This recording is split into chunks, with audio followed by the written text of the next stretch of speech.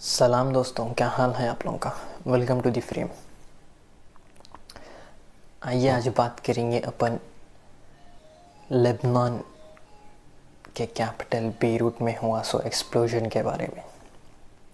2020 तो एक सबके लिए आजमाइश, बहुत बड़ी आजमाइश के साल के जैसा बन के आया, जिसमें खुशियाँ कम और गम ज़्यादा दिखे लोगों को।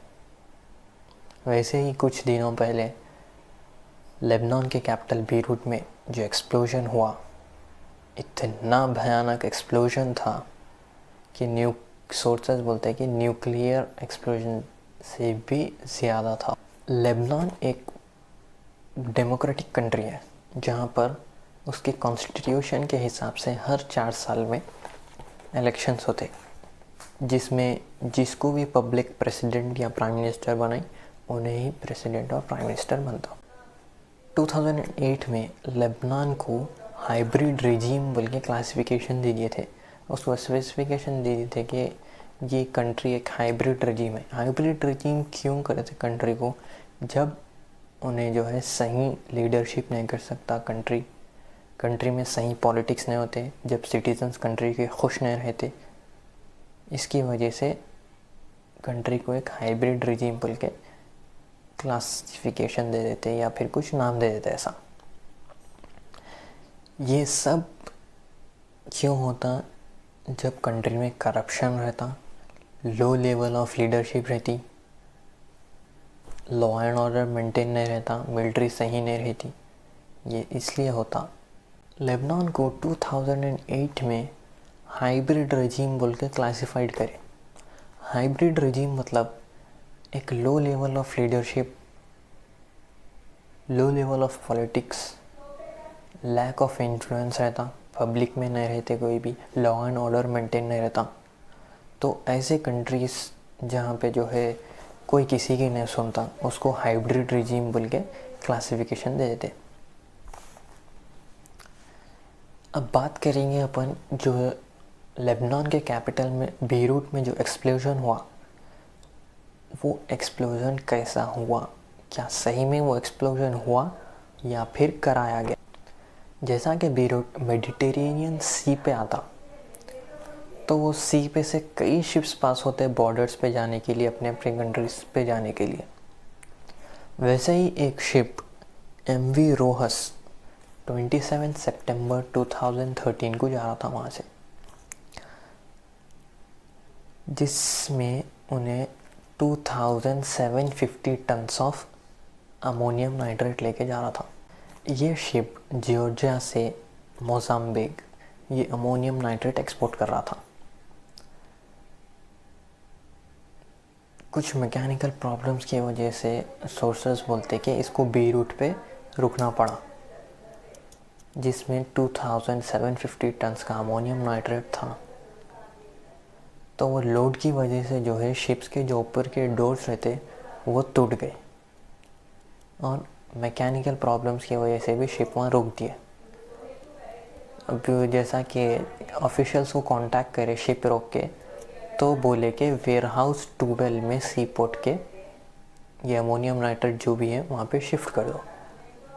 ये जितना भी अमोनियम नाइट्रेट था वो पूरा जो है सी पोर्ट में एक वेयर हाउस पे रख दिया।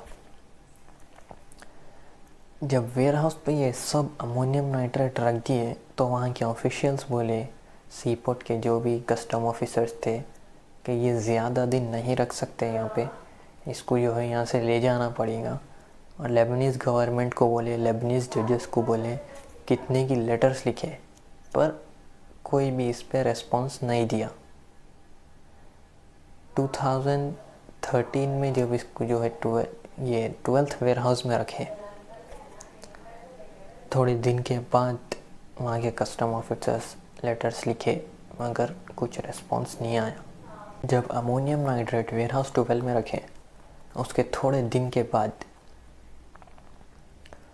वहाँ के कस्टम ऑफिसर्स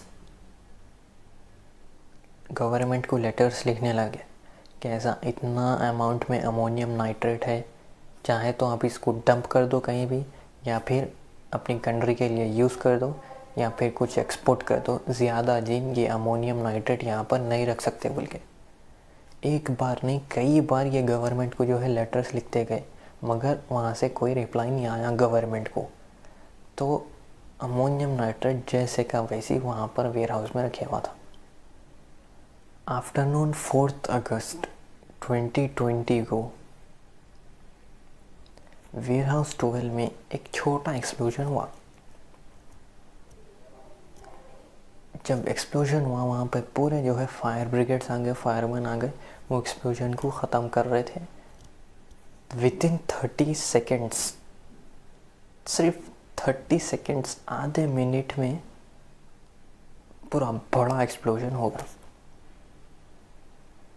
पूरा जितना भी अमोनियम नाइट्रेट था वो पूरा ब्लास्ट हो गया।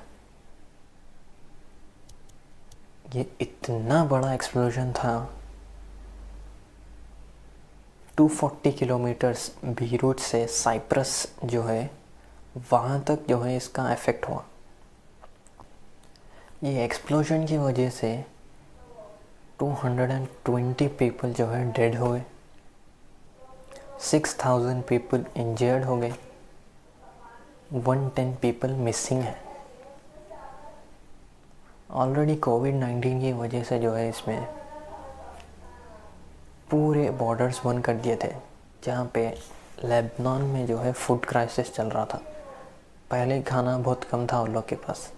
अब जैसा ये एक्सप्लोजन हुआ उन लोगों के पास 15,000 टन्स ऑफ ग्रेन जो है सब ख़त्म हो गया।